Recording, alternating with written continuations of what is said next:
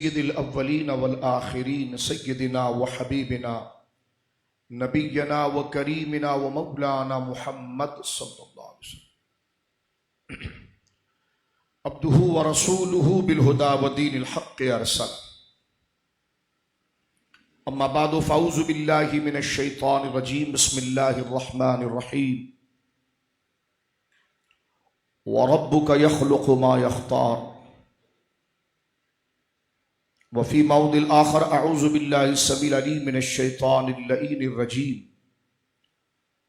واتبع سبیل من اناب الی وفي موضع آخر اعوذ باللہ السمیع العلیم من الشیطان اللعین الرجیم ولا تكونوا كالتي نقضت غزلها من بعد قوة انکاثا آمنت باللہ صدق اللہ العظیم ببرکت ان اللہ ملائکۃ یصلون علی النبی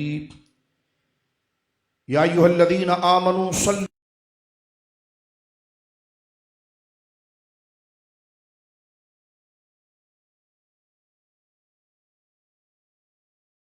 دوائها وعافیۃ الابدان وشفائها ونور الابصار وضیائها وعلى آلہ وصحبہ وبارک وسلم صلاة و سلام علیک یا سیدی یا حبیبی یا رسول اللہ کلہم من رسول اللہ ملتمس غرفا من البحر او رشفا من الدیم منزہ شریک فی محاسنہ فجوہر الحسن فیہ غیر منقصب فانسب الى ذاتہ ما شئت من شرف فانسب الى قدرہ ما شئت من عظم ثم الرضا عن ابی بکر وعن عمر وعن علی وعن عثمان ذی الکرم مولا صلی وسلم دائما سرمدا علی حبیبک خیر الخلق کلہم۔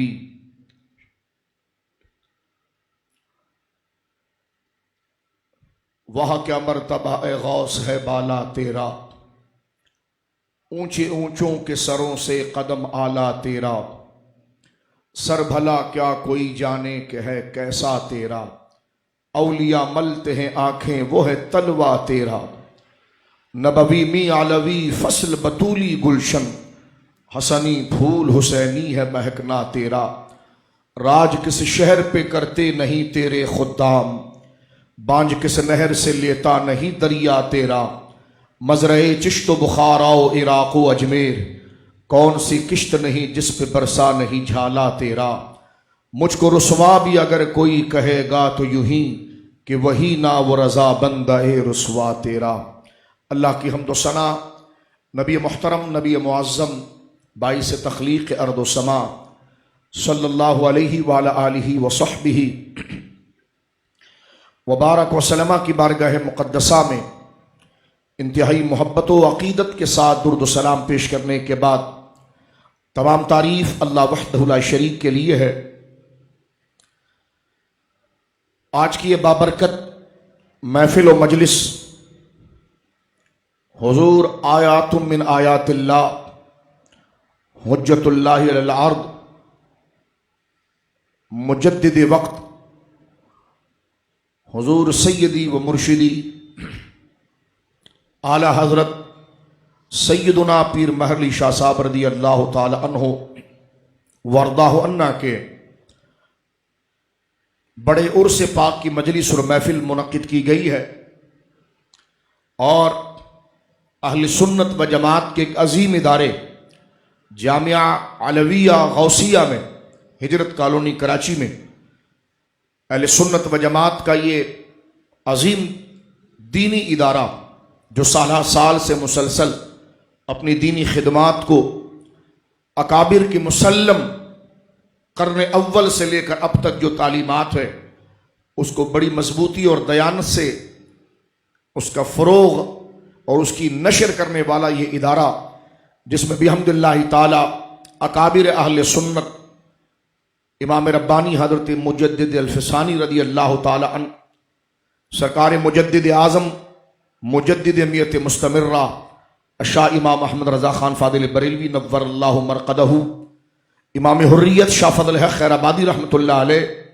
حضور شیخ الاسلام शेख उल मशाइख हुजूर सैयदुना दाता गंज बख्श अली हजवेरी रदी अल्लाह ताला अन्हु और उन तमाम अकाबिर के जिक्र के साथ बर्र सगीर का एक मुमताज नाम, जिनके वजूद मसऊद से आज की बरकत से आज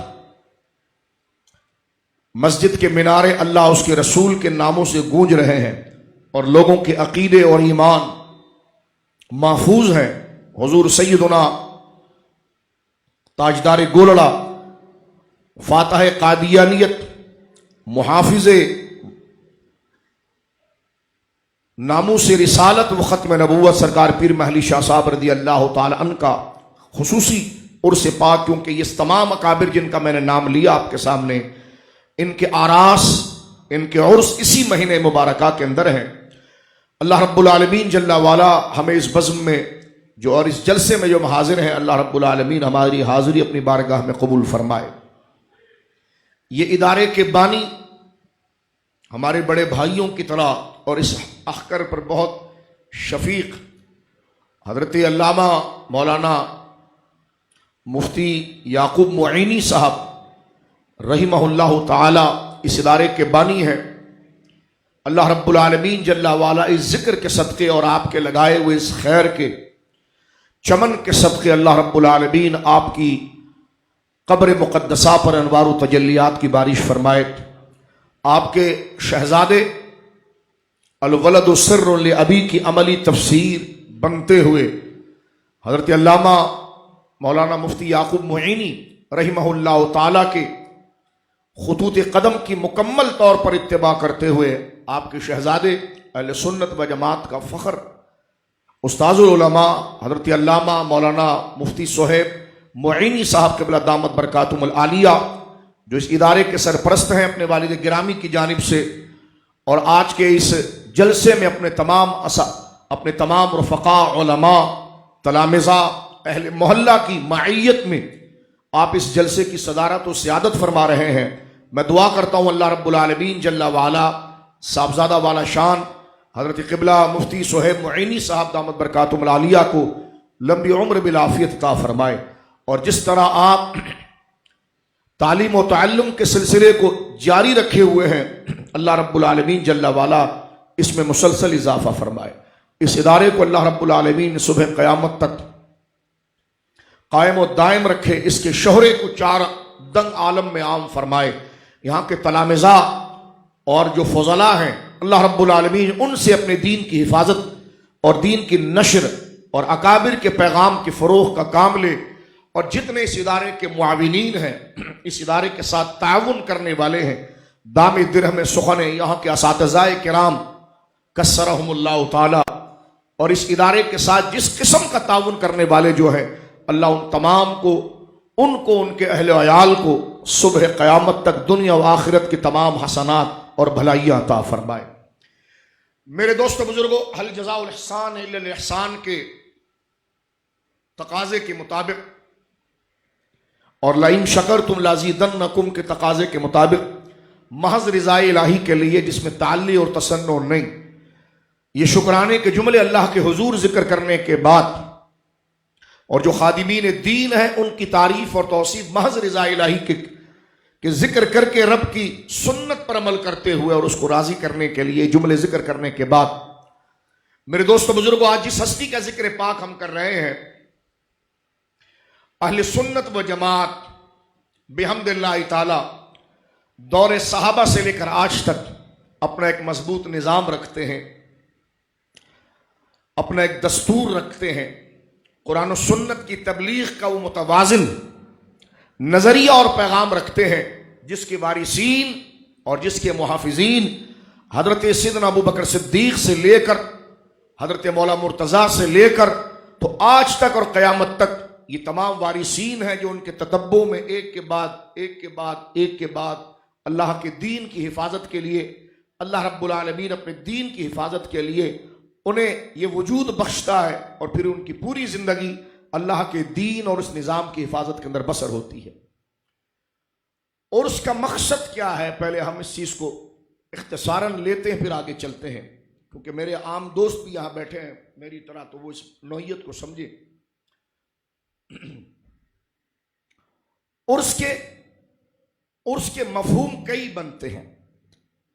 اگر یہ عربی لفظ ہے عرس، عین را اور سین، اگر اس کی لفظی ترکیب دیکھی جائے اور اس کا جو لٹرلی معنی ہے، جو لغوی معنی ہے، وہ اگر دیکھا جائے تو اس کا معنی تو شادی اور خوشی کا ہے.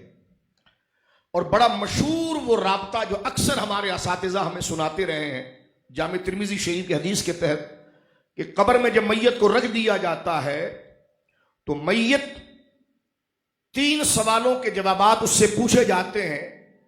وہ بظاہر سوال ہوتے تو آج کے دور کے اعتبار سے بہت آسان ہے، لیکن ہیں بڑے دقیق اور مشکل اس وقت میں، کیونکہ پوری زندگی اگر اس کی عادت نہ ڈالی جائے اس کے جواب کو یاد رکھنے کی تو قبر کے اندر بڑی سختی پیدا ہو جاتی ہے. تیرا رب کون ہے، تیرا دین کیا ہے، اور تو خاتم النبیین جناب سید عالم کے بارے میں کیا کہتا ہے. یہ وہ 3 سوالات ہیں. جب وہ خوش نصیب بندہ ان 3 سوالوں کے جوابات بالترتیب دینے میں کامیاب ہو جاتا ہے اللہ کے فضل سے، تو بس یہی اصل سوال کا مرحلہ تھا. تو اللہ رب العالمین جل وعلا کی جانب سے فرشتے انعام کر دیتے ہیں کہ بڑا مشہور جملہ وہ حدیث پاک کا کہ نم کنومت العروس. 2 طریقوں سے اس کے معنی کیے گئے ہیں. نم تو سو جا، کنومت العروس. اب یہ دلہا دلہن دونوں کے معنی میں ہمارے بزرگوں نے مانا کیا کہ ایسے سو جا جیسے دلہن سو جاتی ہے، یا ایسے سو جا جیسے دلہا سو جاتا ہے. یعنی اس کو مکمل مغفرت تامہ کی بشارت دے دی جاتی ہے، اور جس کی قبر کی منزل آسان ہو گئی اس کے لیے آخرت آسان ہو. تو یہ جو اس کو لقب خاص عرس دے دیا جاتا ہے لفظ عرس کے مادہ اشتقاق کے ساتھ کہ نم کا نومت العروس، ایسے سو جا جیسے دلہا سو جاتا ہے، تو یہ اولیاء کاملین جن کی پوری زندگی شریعت کے اتباع میں گزرتی ہے، تو یہ واضح طور پر ایک کامل قرینہ بن جاتا ہے کہ ایسے لوگ اپنے قبر کے اندر جواب دینے کے میں کامیاب ضرور ہوئے ہیں. تو وہ ساتھ، وہ گھڑی، وہ ٹائم جس میں ان کو لحد میں رکھ دیا جاتا ہے، یا ان کا جو اپنے رب سے وصل ہونے کا وقت آتا ہے، روح رب کے حوالے کرنے کا وہ وقت آتا ہے، تو ترتیب سے قدیماً اور حدیثاً اہل سنت و جماعت کے اکابر اور صوفیہ کا یہ طریقہ رہا ہے کہ اس ٹائم، اس وقت کا اہتمام کرتے ہوئے فاتحہ شریف، اللہ رب العالمین جل وعلا کے پسندیدہ کلمات ذکر کر کے اللہ سے اس کا اجر پا کر صاحب عرس کے لیے، صاحب صالح ثواب کے لیے منسوب کیا جاتا ہے. تو اس پوری مجلس کو اپنی خاص نوعیت کے اعتبار سے عرس کہا جاتا ہے. ایک تو میرے دوستو بزرگ اس معنی کو سمجھ لیں، ایک تو عرس کا یہ مفہوم ہے کیونکہ ان کی پوری زندگی، اب اگر یہ کوئی کہے کہ آپ کو کس نے بتایا کہ وہ قبر میں جواب دینے کے لیے کامیاب ہو گئے، میں نے اس سے کہا کہ کیا تمہارے ابا انتقال کر گئے؟ کہنے لگے ہاں. میں نے کہا تمہیں کیا پتا تھا ایمان پر مرے جو تم جنازہ پڑھ رہے ہو؟ اور پھر مسلمانوں کی مکمل رسومات اس کے ساتھ کر رہے ہو، اس کو شمشان گھاٹ میں جلانے کی بجائے مسلمانوں کی قبرستان میں اس کو دفن کر رہے ہو. وہ کہیں گے نہیں میرا باپ مسلمان تھا. تو میں نے کہا تیرا باپ صرف لفظ مسلمانی سے پہچانا گیا، اس کی زندگی کا کوئی عمل تقوی و طہارت میں اتنا واضح نہ ہوا، لیکن اس کے باوجود اس کی زندگی کے کلمے اور ایک آدھ نمازوں کو دیکھتے ہوئے یا دین کے کسی شعار کے ساتھ اس کا جڑنا دیکھتے ہوئے اس پر ایمان اور بخشش کا اطلاق کیا جائے، تو یہ اولیاء کاملین جن کی صحبتوں میں بیٹھ کر گمراہ بدین صراط مستقیم کو پالیں اور فساق تائب اور توبہ و تائب کر کے رب کریم کے محبوب بندوں میں شمار ہو جائے، تو پھر ان کے لیے حسن ظن اور رب کریم سے وفور امید کیوں نہ کی جا سکتی کہ اللہ رب العالمین جل وعلا نے ان کو یہ مرتبہ عطا فرما دیا ہے. اسی پر نعرہ لگایا گیا کہ ہر صحابی نبی جنتی جنتی. اس پر بعض دوستوں کو مروڑ بھی آیا کہ جناب آپ اس پر کوئی نص دکھائیے.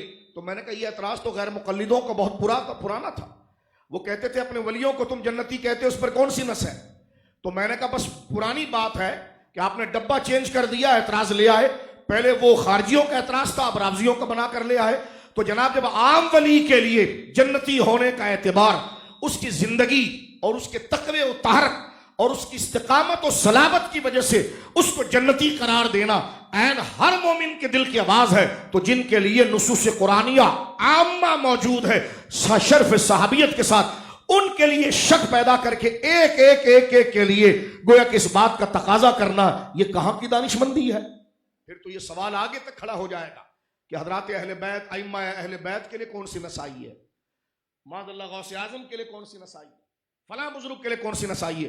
تو یہ دقیانوسی اور بدبخت قسم کا اعتراض جو گویا کہ اہل سنت کے شرازے کو منتشر کرتا ہے. سرکار گولڑا کی تعلیمات ہم آپ کے سامنے پڑھیں گے. ہمارے اکابر کے پیچھے چلو، نئے جوکروں کے پیچھے نہ چلو، اٹھا کر دیوار پر دینے کے مانند ہے. اس لیے کہ جس نے پوری زندگی صحیح عقیدے پر گزاری ہے تو بندے کو رب کے ساتھ یہی امید کرنی چاہیے کہ اللہ رب العالمین جل وعلا نے اس کو وہی اجر سے نوازا ہے کہ جس اجر کی توفیق اسے دنیا میں اللہ رب العالمین نے ادا کرنے کی عطا فرمائی ہے. یہ اس کا وہ تتبع ہے. استاذ العلماء شیخ الحدیث و تفسیر حضرت علامہ عبدالستار سعیدی صاحب دامت برکاتہم العالیہ آپ تشریف لائے. نعرہ تکبیر، نعرہ رسالت، علماء اہل سنت،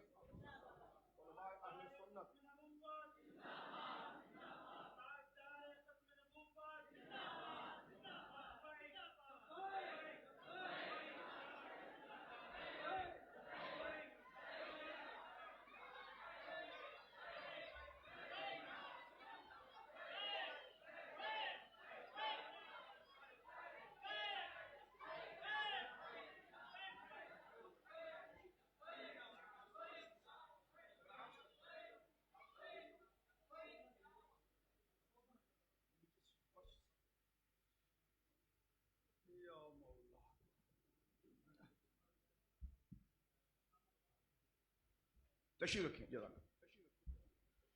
یہ ہماری خوش بختی ہے. استاذ العلماء، بقیت السلف، فخر الخلف، استاذ الاساتذہ حضور شیخ الحدیث و تفسیر حضرت علامہ مولانا قبلہ حضور مفتی عبدالستار سعیدی صاحب دامت برکاتہم العالیہ آپ تشریف لائے.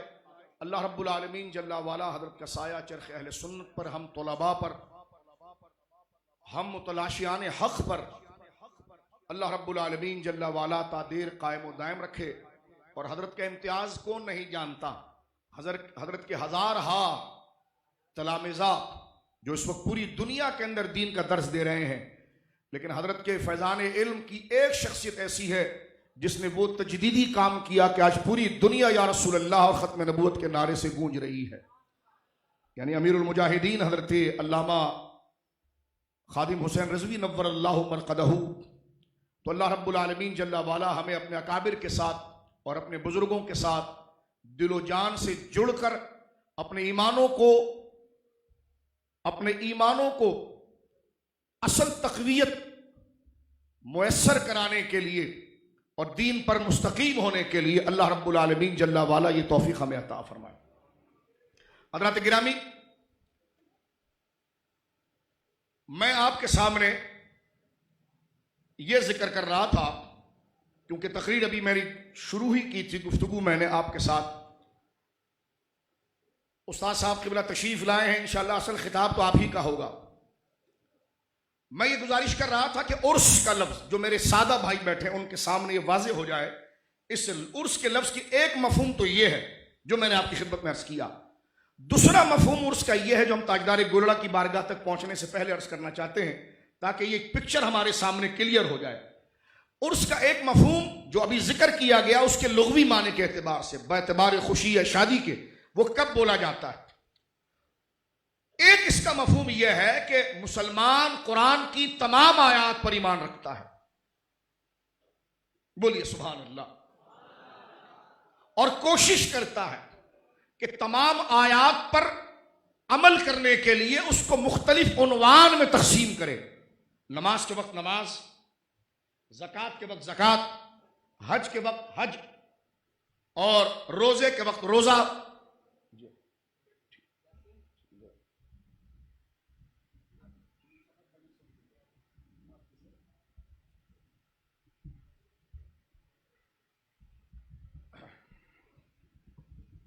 درود پاک پڑھ لیجیے. اللہم صلی علی محمد. میں گزارش کر رہا تھا آپ کی خدمت میں کہ عرس کا ایک مفہوم، یہ اتنی بابرکت مجلس ہے کہ جس میں قرآن کا ایک بہت بڑا تقاضا مکمل ہوتا ہے، جس کو اکثر لوگ فراموش کر دیتے ہیں، یا ان کو ایسا وقت ہی نہیں مل پاتا، یا ایسی توفیق ہی العیاذ باللہ نصیب نہیں ہوتی کہ قرآن کی خاص اس مفہوم اور اس ہدایات پر وہ عمل پیرا ہو۔ غور کیجیے آپ، عرس کا جس طرح کہ میں نے عرض کیا کہ پورے قرآن پر اپنے درجے کے اعتبار سے، اپنے وقت کے اعتبار سے، اپنی حیثیت کے اعتبار سے، اس کے شرائط کے اعتبار سے، اس کی قبولیت کے اعتبار سے، قرآن کی ہر آیت کو دل سے قبول کرنا اور اس کی تصدیق کرنا، اسے اللہ کا کلام یقین کرنا، اور اس کا وقت جب آ جائے تو اس پر عامل ہونے کی مکمل نیت رکھنا، یہ ایمان اور ضروریات دین کے بنیادی تقاضوں میں سے ہے۔ اس کے بغیر بندہ مسلمان نہیں ہو سکتا، کتاب پر ایمان نہیں ہو سکتا۔ توجہ ہے آپ کی؟ تو اب آپ دیکھیے، نماز کی جب بات آئی تو ایک تقاضا مکمل ہوا، واقیم الصلاۃ۔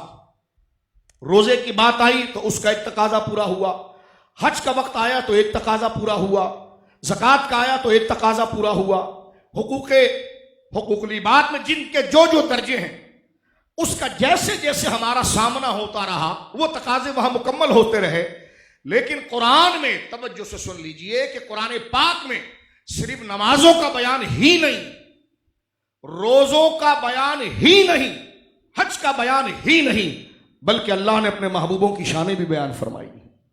محبت سے کہیے سبحان اللہ۔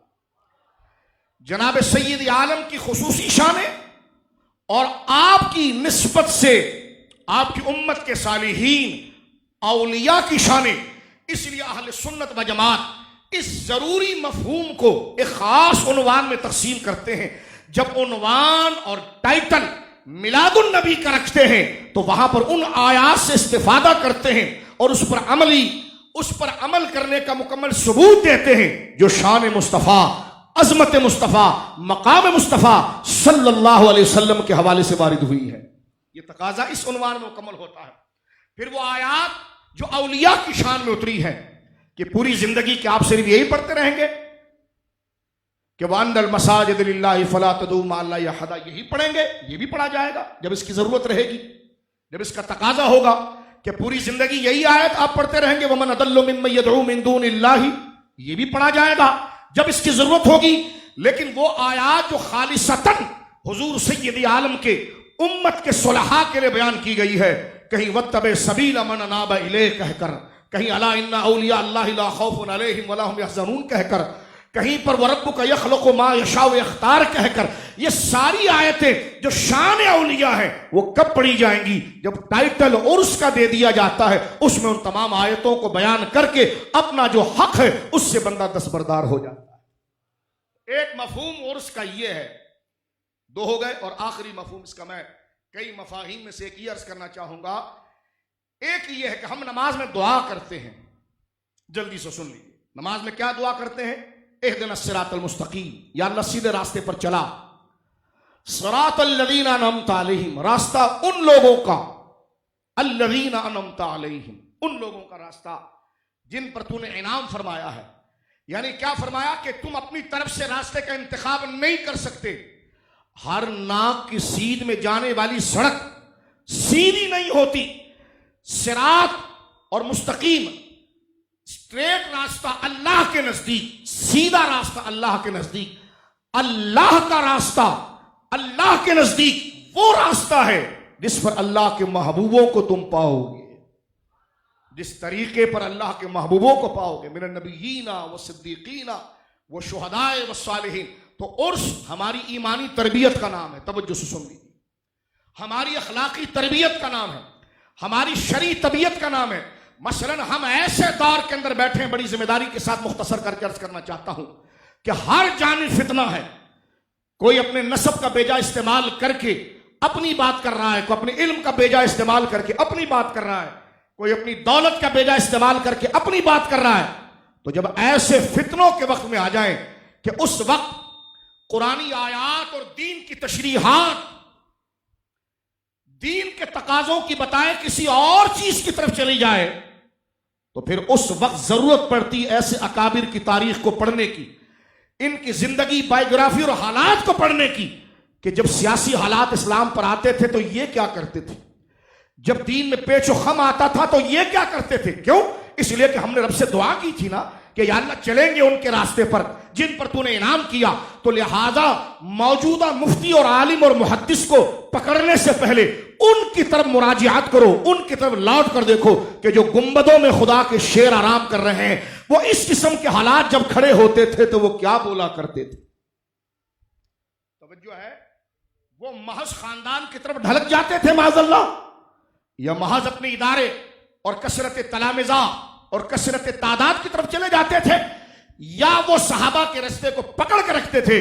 تو اس لیے آج اہل سنت کی بقا کا سب سے بڑا اگر کوئی درس کا عنوان ہے تو وہ عرس اولیاء ہے. سن لی، جبکہ اس کا حق ادا کیا جائے. اور ایسا نہیں ہے کہ وہ مزاروں میں چلے گئے، ان کی کتابیں زندہ و جاوید ہیں، ان کی تعلیمات زندہ و جاوید ہے. جیسے ابھی حضرت داتا صاحب کا عرس گزرا، آپ کی مبارک و مقدس کتاب جس کے بارے میں میرے آقا سرکار نظام ملت و الدین خواجہ نظام الدین اولیاء فرما گئے کہ جسے مرشد کامل شرائط کے ساتھ نہ ملے تو اس کتاب کو مرشد بنائے. تو آپ کی وہ تحریر موجود ہے، اعلیٰ حضرت کی تحریرات موجود ہیں، امام ربانی کی درجنوں کتابیں اور آپ کے 500 سے زیادہ خطوط کا مجموعہ مکتوبات شریف موجود ہے. اسی طرح جس عظیم ہستی کے ذکر کے لیے میں اور آپ جمع ہوئے ہیں، آیات من آیات اللہ، سرکار تاجدار گولڑا رضی اللہ تعالیٰ، وہ کیا تھے، کیا ان کا نظریہ تھا؟ اپنی طرف سے اس سمت کو منتخب نہ کرو، انہوں نے اپنی زندگی کے اندر اپنے فتاوے، اپنی تحریروں میں بتا دیا کہ میں کس دربار کا خادم ہوں اور کیسا نظریہ رکھتا ہوں. میرا نظریہ الوہیت کے بارے میں کیا ہے، دربار توحید اور نبوت کے بارے میں کیا ہے، جماعت صحابہ اور اس میں افضلیت اور فضیلت کے بارے میں کیا ہے، حضرات اہل بیت اور اولیاء کے بارے میں کیا ہے. یہ نہیں کہ فقیر کا لوگ کہتے ہیں جی فقیر یہ بھی نہیں ہوتا وہ بھی نہیں ہوتا. تو میں نے کہا پھر وہ مرشد بنتا کیسے جب اس کو یہ نہیں پتا کہ یہ راستہ ٹھیک ہے یہ راستہ ٹھیک ہے. تو مرشد کا معنی ہوتا ہے آگے راستے پر لے جانے والا. تو مرشد ہوتا ہی وہی ہے جو ایک ہی راستہ بتاتا ہے جو دور صحابہ سے آج تک چلا آیا اور وہ اہل سنت و جماعت ہے. اسی لیے مرشد کامل بنانے کی شرطیں بھی یہ رکھی گئی کہ اس میں 4 شرط موجود ہوں. ایک شرط پہلی ہے کہ وہ سنی ہو. کیا ہو جی؟ اور سنی کا یہ مطلب نہیں ادھر آئے تو یہ بات کر جائے ادھر آئے تو وہ بات کر جائے. سنی ایمان کا تقاضا ہے، ایمان کی صحیح تصویر ہے. جس طرح کلمہ توحید بندہ اجالے میں کہتا ہے ویسی تنہائی میں کہتا ہے. تو سنی وہی ہے جو اجالے میں جیسا ہے اندھیرے میں بھی ویسا ہی ہے. جو کراچی اور پاکستان کی گرم ہواؤں میں جیسا ہے تو برطانیہ اور کینیڈا کے اندر بھی ویسی ہے. اسی طرح کے اعمال کی مماثلت ہو، ادھر کچھ ادھر کچھ، تو اس نفاق کا نام سنیت نہیں. اور سنیت ہے کیا؟ شیخ محقق نے تکمیل الایمان میں فرما دیا سنیت ہے وہ جو اکابر اہل سنت نے اپنی کتابوں کے اندر مرتب کر دی ہے اور اس کو لکھ دیا. تو سرکار تاجدار گولڑا بحیثیت امام اہل سنت ہے. بولیے سبحان اللہ. آپ کی حیثیت سنیوں کے ایک عظیم عالم کی ہے، عظیم مجدد کی ہے، عظیم محقق کی ہے، عظیم محدث کی ہے، عظیم فقیہ کی ہے، عظیم رہبر و مرشد کی ہے. صرف یہ فرمانا آپ کا اپنی زبان پاک کے سے کتھے مہر علی کتھے تیری ثنا، یقیناً وہ آپ کے وفور محبت کے ایک معرفت کی جھلک ہے جس کو ہم جیسے نادان اور بے علم سمجھ نہیں پائے. لیکن اس کا ترجمہ ہم نے یہ کر دیا کہ بس سرکار پیر صاحب ایک شاعر تھے.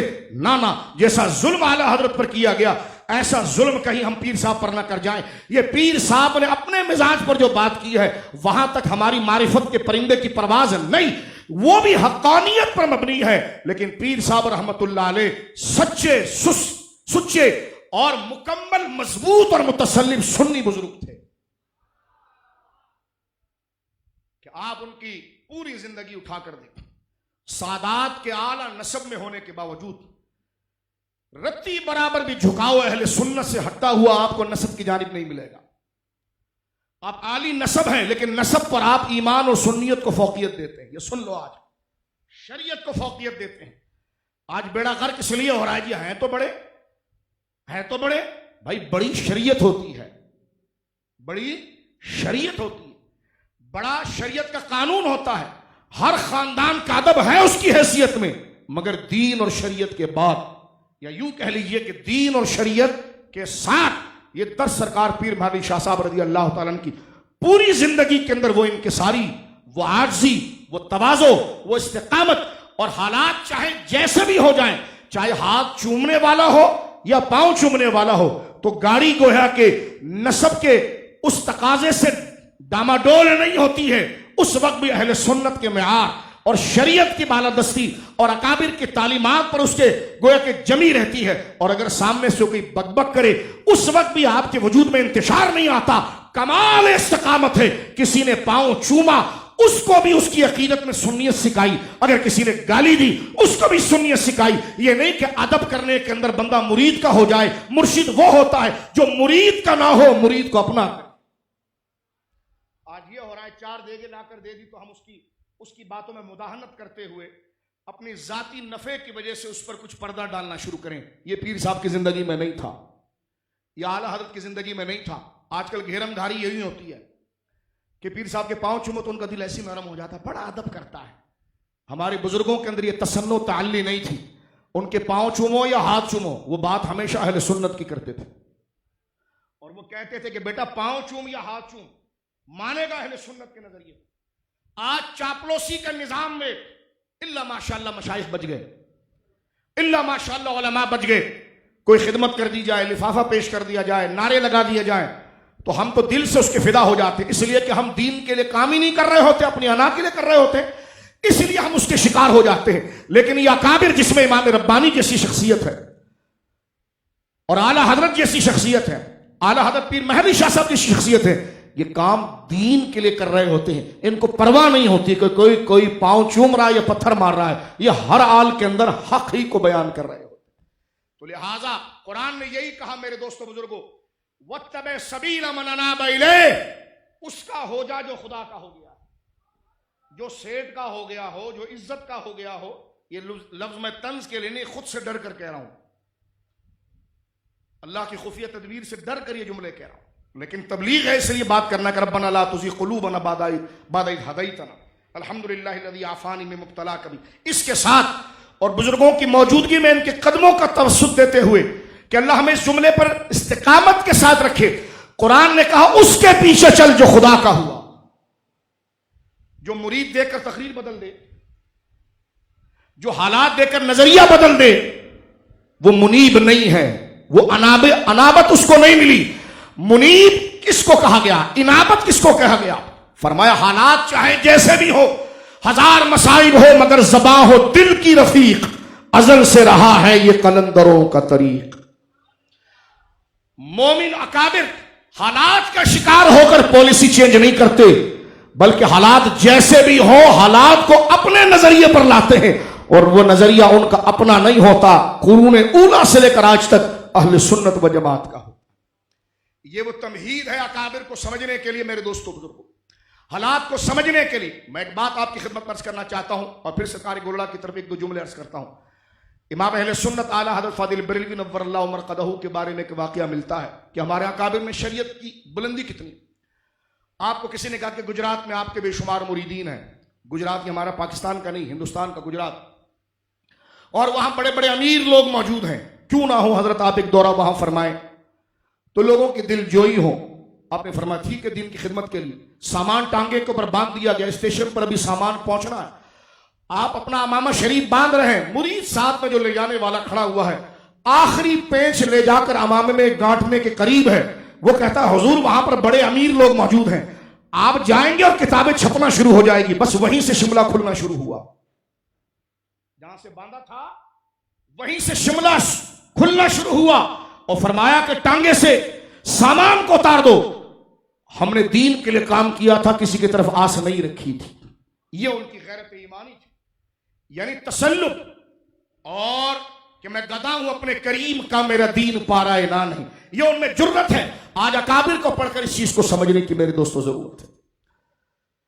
اختصار کے ساتھ یہ تمہید آج کی ضرورت ہے. ہمارے اکابر نے ہمیشہ شریعت کو آگے رکھا، اور ایسا مسئلہ نہیں ہے کہ کوئی بہت بڑا پیر مغا ہو جائے یا مفتی عالم ہو جائے وہ اپنی طرف سے اہل سنت کے لیے کوئی تشریح کرے اور تعبیر کرے. اہل سنت کی متون تو متون وہ تو قرآن و سنت ہے، اس کی تشریحات ہمارے اکابر کی کتابوں کے اندر موجود ہیں. ہمیں جدید کسی تشریح کی ضرورت نہیں. جس کے بارے میں انہوں نے لکھ دیا سپریم کورٹ اگر فیصلہ دے دے تو فائلیں دوبارہ نہیں کھلتی، وہ کھولے گا جو فتنہ کرتا ہے، یعنی جو اس حکم کو نہیں مانتا. تو دنیا کی سپریم کورٹ کو تو چیلنج کر کے فائلیں کھولی جا سکتی ہیں، لیکن اہل سنت کے نظریات کو مرتب کرنے والے یہ قاضی القضاء ایسے علماء جس پر وہ نظریہ بند کر کے قلم کو روک دیں، سنی وہی ہے کہ دوبارہ دلائل کی تنقیح نہیں نتیجے پر عمل کرتا ہے. وہ جو لکھ رہے ہیں تو کہہ رہے جی میں دیکھوں گا طلقاء ہیں کہ نہیں، فلانے ہیں کہ نہیں. میں نے کہا ہے جی خدا تجھے جہنم رسید کرے یا ہدایت دے.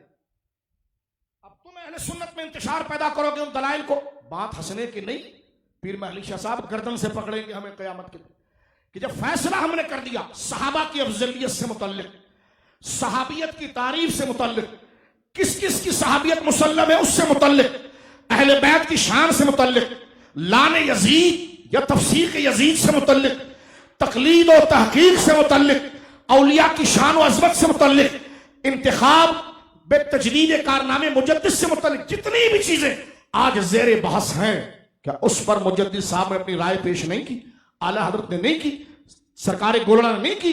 یہ آئے مختلف جگہوں پر، کوئی سرہن میں آیا، کوئی بریلی میں آیا، کوئی گولڑا میں آیا، یہ الگ آتے ہیں الگ الگ جگہ پر، پیدا ہوتے الگ الگ خاندان میں، لیکن کام ایک ہی نظریے کا کرتے ہیں. تو کیوں آستانوں میں بڑھ جاتے ہو؟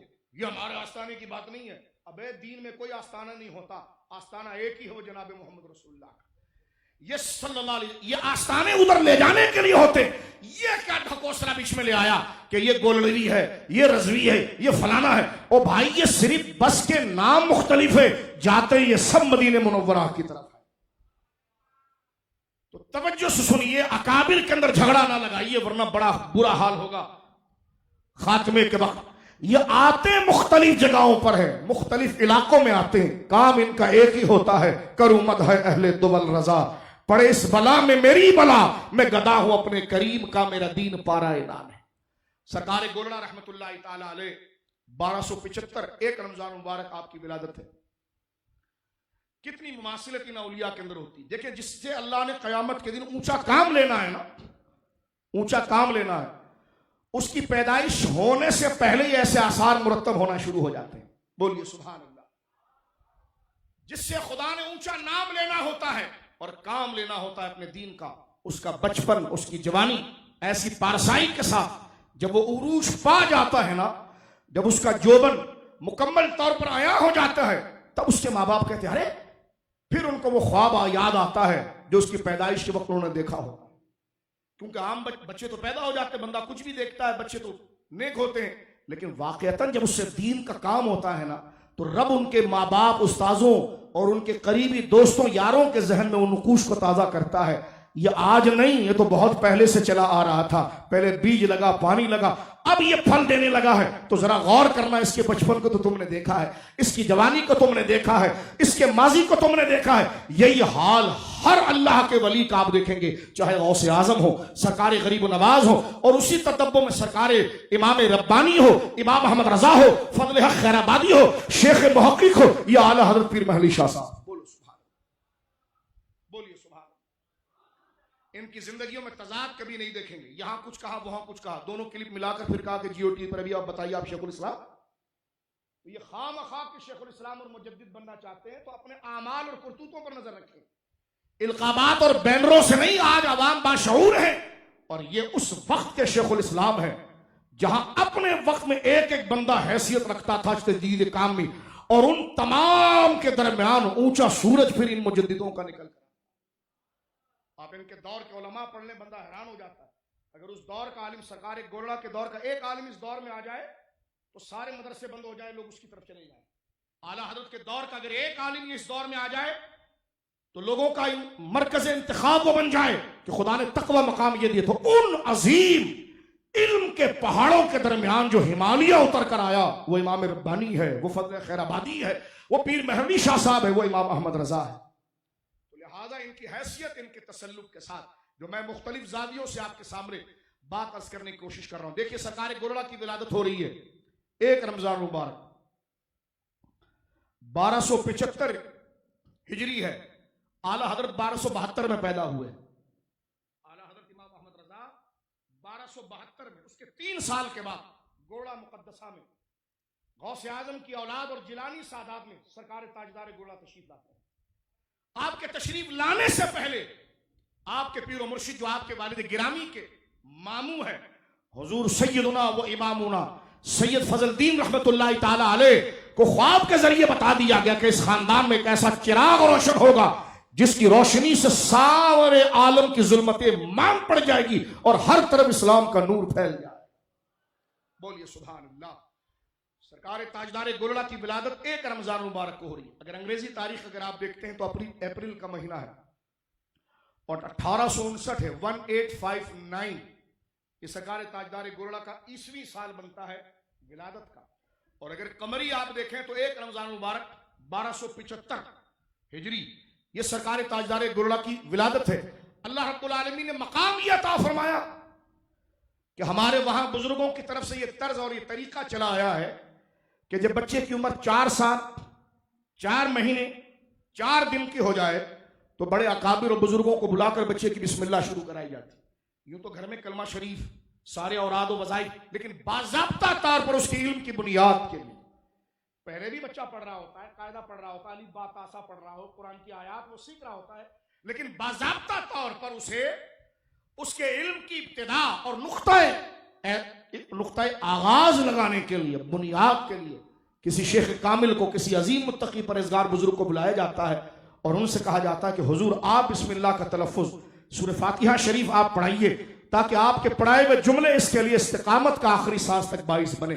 یہ آپ اوپر سے دیکھیے جناب چلتا وہ چلا آئے گا. سرکاری غریب نواز کے واقعات ایسے ملتے ہیں، اکابر کے واقعات ملتے ہیں، اعلیٰ حضرت کے واقعات ملتے ہیں. تو سرکاری تاجدار گولڑا رضی اللہ تعالیٰ کو جب بسم اللہ شریف پڑھائی گئی اللہ نے ایسا بے مثال اور بے نظیر حافظہ عطا فرمایا کہ اگر استاد ناظرے کا ایک صفحہ سبق دیتا تو جیسے ناظرہ کی تصحیح ہوتی ویسے حفظ بھی ہو جاتا. انسان حیران ہوتا ہے ان کے کمالات پر. بولیے سبحان اللہ. یعنی جیسے آپ نے ناظرہ قرآن، توجہ کریں طلباء، ناظرہ قرآن دیکھ کر قرآن پڑھنا، تلفظ کو درست کرنا، یعنی دیکھ کر جب ہم پڑھتے ہیں زبانی یاد کرنے کا ہمیں قصد نہیں ہوتا، ارادہ نہیں ہوتا. دیکھ کر میرے بھائیوں جو سامنے بیٹھے ہیں ہم دیکھ کر قرآن جب ٹھیک کرتے ہیں زبر زیر ٹھیک کر کے اس کے مخارج ٹھیک کر کے جب ہم ناظرہ ٹھیک کرتے ہیں اس کو ہم ناظرہ کہتے ہیں. تاجدار گولڑا کے حافظہ کی یہ شان تھی متواتر آپ کی سیرت میں لکھا ہوا ہے، کسی نے اس کے خلاف نہیں کیا کہ جب آپ ناظرے کا سبق مکمل کرتے تو اس کے ساتھ وہ حفظ ہو جاتا تھا. یہاں تک کہ جب ناظرہ قرآن آپ نے ختم کیا تو تحفیظ حفظ بھی ہو چکا، قرآن بھی یاد ہو چکا. یہ کمال ہے ان ہستیوں کا. یہی شان آپ سرکار امام ربانی میں دیکھیں گے. بولیے سبحان اللہ. یعنی تاجدار گولڑا اشارہ دے رہے میرے یاروں کی بھی تو بات کرو، میں اس میں اکیلا تو نہیں ہوں. بولو نا سبحان اللہ. میرے اور یاروں کی بھی تو بات کرو. یہی شان امام محمد رضا کی زندگی میں آپ کو حافظے کی ملے گی. بولو نا سبحان اللہ. یہی بات سرکار شیخ محقق کی ملے گی. شیخ محقق فرماتے ہیں مجھے اس زمانے کی باتیں یاد ہے جس وقت میرے ماں کا دودھ چھوڑا تھا. ماں کا دودھ بچہ 2 سال کی عمر میں چھوڑتا ہے اور شیخ محقق کہتے ہیں اس وقت کی باتیں نہیں مجھے یاد. بولو سبحان. یہ تاجدار گولڑا کی شان ہے. اللہ اکبر. تو اللہ رب العالمین جن سے دین کی نصرت کا کام لیتا ہے انہیں اللہ رب العالمین استحضار کامل عطا فرماتا ہے اور نسیان ان سے اٹھا دیتا ہے. نسیان ان کے لیے رکھتا وہاں پر ہے اپنے محبوب کے تتبع کے اندر جہاں دین کی خیر ہوتی ہے اور جہاں دین کے لیے کوئی خیر نہ بنے شر کھڑے ہونے کا ڈر ہو جائے تو اللہ انہیں استحضار کامل اپنے محبوب کے صدقے عطا فرما کر علم کی وہ جولانی عطا فرماتا ہے کہ وہ علم کے استدلال سے ہر قسم کے فتنوں کو خش و خاشاک کی طرح بہا کر رکھ دیتے ہیں. یہ مقام ہے. سرکار تاجدار گولڑا رحمت اللہ علیہ نے باقاعدہ علم کو کسب کیا. جیلانی سادات میں آپ پیدا ہوئے. اب آپ دیکھیں علماء نے لکھا ہے کہ تقریباً 26 پشتیں بنتی ہیں آپ کی قریباً جو سرکار غوث اعظم تک آپ پہنچ جاتے ہیں. یعنی نسباً جس کو انگریزی میں آپ کہتے ہیں انسسٹر یعنی خاندانی شجرہ آپ کا سرکار غوث اعظم تک. اور وہ غوث اعظم جن کے بارے میں امام احمد رضا کہتے ہیں نبوی می علوی فصل बतूली गुलशन हसनी फूल हुसैनी है महकना तेरा। बोलिए सुभान अल्लाह। राज किस शहर पे करते नहीं तेरे खुद्दाम, बांझ किस नहर से लेता नहीं दरिया तेरा। सरकार गौसे आजम का ये फर्जन यानी हजरत सरकार ताजदार गोरड़ा 26 वास्तों से पहुंच रहे हैं गौसे आजम तक, और फिर आगे 10 मिला लीजिए, 10 मजीद मिलाइए तो हजरत मौला इमाम हसन तक। गोया के 36 वास्ते ये बन जाते हैं ताजदार गोरड़ा के सरकार मौला इमाम हसन की बारगाह तक पहुंचने में। बोलिए सुभान। और उसी तरह क्योंकि बेटा इमाम हसन का है तो इमाम हसन की ऊंची शान ये थी जो सरकार करीम ने फरमाया था ज़हरा पाक से, फरमाया खुदा ने तेरे बेटे को मेरा हिल्म और बर्दाश्त दिया है। और वो हिल्म हसनी सादात में हमें नजर आता है जो अपने वक्त में सरकार ताजदार गोरड़ा की बर्दाश्त, हिल्म, बुर्दबारी, मिर्जा मलऊन के सामने आपकी इस्तिकामत और हौसला, और उस वक्त के परागंदा माहौल के अंदर आपकी बर्दाश्त, और हर वक्त में सुलह की तरफ चलना, सुलह की तरफ चलना और इस्लाह की तरफ चलना। लेकिन ऐसी सलाह नहीं, तवज्जो मैं चाहता हूं जरा, ऐसी सलाह नहीं कि चौधरी और मलक की झगड़ा हो गया। मैं किसी चौधरी साहब की तौहीन नहीं कर रहा, हमारे दोस्त हैं, बुजुर्ग हैं, किसी मलक साहब की तौहीन नहीं कर रहा, एक कबाइल के एतबार से मिजाज बता रहा हूं आपको। कोई मलक दोस्त मेरा बैठा हो या चौधरी दोस्त मेरा सुन रहा हो तो वो नाराज ना हो, मुराद मेरी वो कबीला नहीं है, एक बताना है। मसलन चौधरी साहब की लड़ाई मलक से हो गई, क्योंकि गांव देहात में यही दो बड़े होते हैं। मलक साहब चले गए चौधरी के डेरे पर तो उन्होंने कहा जी 7 खून माफ। ऐसी दोस्तियां हो जाती, तू मेरे डेरे पर आ गया बस माफ, तू मेरे दरवाजे पर आ गया माफ। शरीयत में ऐसा नहीं होता। शरीयत में जब से अल्लाह से जिससे गलती हो और शरई हुक्म उसके ऊपर आए, अल्लाहु अकबर अल-अयाज़ु बिल्लाह, जब तक वो रब से रुजू करे ना करे, चाहे वो डेरे पर आए या ना आए, दोस्ती जब होती है कि जिस रब के दीन का कसूर किया है उसी रब से वो माफी मांग ले। ये मिजाज बना ले आप, ये मिजाज बना ले आप। खुदारा शरीयत मुकद्दम है। और कुरान करीम ने सूरह नहल में ये जुमला फरमाया है, वला तकूनु कल्लती नक़दत गज़लहा, उस औरत की तरह ना होना जिसने अपने काटे हुए बनाए हुए धागे को तोड़ दिया, मिन बाद कुव्वतिन अनकासा। अल्लाह कहता है उस औरत की तरह ना बनना। वला तकूनु कल्लती नक़दत गज़लहा, जिसने अपने, जिस तरह और जो पुराने जमाने में रुई से चरखा काटा जाता था, धागा बनाया जाता था। अरब की एक औरत थी, वो पूरा दिन अपनी बांदियों के साथ और खुद यानी रुई से वो धागा बुनती थी, धागा बनाती। वो दरअसल शक्की मिजाज थी और दिमाग से बिल्कुल पागल थी। जब सारा माल तैयार हो जाता, शक्की थी, कम अकल थी, वो फौरन अपने सारे धागे को तोड़ के बर्बाद कर देती थी। सारी मेहनत जाया, बनाया अच्छा था, जब उससे फायदा लेने का टाइम आया तो अपनी कम अकली और अपनी ज्यादा समझदारी, वो भी कम अकली और बेवकूफी जहानत थी, उससे तोड़ देती। तो रब ने नसीहत फरमाई, वला तकूनु कल्लती, उस औरत की तरह ना बनना कि पूरी जिंदगी मेहनत करते रहो दीन की, और एक वक्त आ जाए तो किसी खारजी चीज, कभी नसब की तरफ बेजा चले जाना, कभी माल की तरफ चले जाना, कभी शौहरत की तरफ चले जाना, कभी अपने रखरखाव की तरफ चले जाना, और उसकी वजह से कमअकल हो जाना, और नक़दत गज़लहा, और अपनी बनाई हुई मेहनत और खेत को उधेड़ देना, मिन बाद कुव्वतिन अनकासा, जबकि वो खेत और वो धागा मजबूत हो चुका हो, और उसको टुकड़े टुकड़े कर देना। कुरान ने कहा ऐसे कमअकल ना बनना। तो दुआ करो, अल्हम्दुलिल्लाहिल्लज़ी आफानी मिम्मा इब्तला, कभी खुदा हमें उनमें से ना करे, इन अकाबिर के कदमों में खुदा मौत दे, इनके नजरिए पर अल्लाह हमें शामिल हाल रखे। ऐसा ना हो कि सारी जिंदगी इस्लाम पर गुजारें और आखिर में धर्म तख्ता बंदे का हो जाए माज़अल्लाह।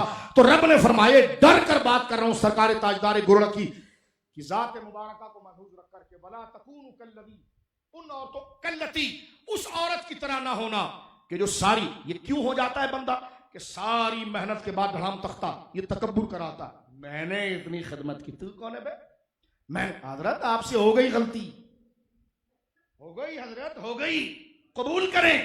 फरमान नक़दत, वो तोड़ दे, बिगाड़ दे। लिहाजा ये अकाबिर का दर्स है یہ میرے پر بھی اپلائی ہوتا ہے، آپ پر بھی اپلائی ہوتا ہے، اللہ ہمیں اس سے محفوظ فرمائے، بولیے آمین۔ بات کو ختم کرتے ہوئے میرے دوستوں بزرگوں، تاجدار گولڑا کو پڑھنے کی ضرورت ہے۔ سرکار استاد العلماء تشریف فرمائے، آپ کے مقام سے مجھے حیا آتی ہے، لیکن جو میرے دوست میری طرح بیٹھے ہوئے ہیں، حضرت ہی کے قدموں کے فیض سے میں چند باتیں عرض کرنا چاہتا ہوں، آج پڑھنے کی ضرورت ہے۔ یہ سرکار تاجدار گولڑا کی کتابیں پڑھو، یہ فتاوی مہریہ ہے، فتاوی مہریہ شریف، یہ تو پرانا نسخہ ہے، یہ نیا ہے، یہ دونوں فتاوی مہریہ ہے، یہ صرف چشتیائی ہے، میں صرف آپ کو زیارت کرانے لایا تھا، ٹھیک ہے۔ یہ جناب جو ہے وہ اعلاء کلمت اللہ وما اہل بہ لغیر اللہ، یہ پڑھیے آپ۔ اب میں بتاتا ہوں، یہ آپ کی کتاب سے استفادہ اور دیگر کتابوں کا سیرت نبویہ از افادات مہریہ، یہ کتاب مبارک ہے، ٹھیک ہے۔ اب میں آپ کی خدمت میں ایک بات عرض کرنا چاہتا ہوں، ذرا توجہ رکھیے۔ جو آج کل ڈنگا مستی ہو رہی ہے اور نام بھی پھر آپ کے آستانہ مبارک یا کسی اور آستانہ مبارک کی طرف لایا جا رہا ہے، تاجدار گولڑا کا دامن ایسے الزامات سے پاک ہے، اور اللہ آپ کی قبر پر کروڑوں رحمتوں کا نزول فرمائے کہ آپ نے ہمارے لیے ہدایت کے تمام نقوش اور مینار کھڑے کر دیے، جس کی روشنی میں انشاءاللہ العزیز ہم ہدایت سے ہم کنار ہو رہے ہیں، اور آپ کی نسبت کاملہ اور تمام اکابر اہل سنت کی نسبت کاملہ کے صدقے انشاءاللہ کہیے اللہ رب العالمین اپنے فضل سے، اور جو توفیق ہمیں حق کہنے کی اللہ رب العالمین عطا فرما رہا ہے، ہمارا خاتمہ بھی انشاءاللہ خیر پر ہوگا۔ یہ میرے سامنے فتاوی مہریہ شریف ہے، اور یہ فتاوی مہریہ شریف کا میرے دوستوں بزرگوں یہ طبع جو ہے یہ طبع 2010 کا ہے، طبع 2010 کی یہ گویا کہ پبلش ہے، اور یہ دوسرا جو فتاوی مہریہ میرے پاس ہے یہ طبع 1977 کا ہے، یہ 1977 کا ہے، ٹھیک ہے، اور یہ جدید ہے۔ اس میں بھی کچھ باتیں عرض کرنی ہیں، کبھی اکیلے میں ملیں تو۔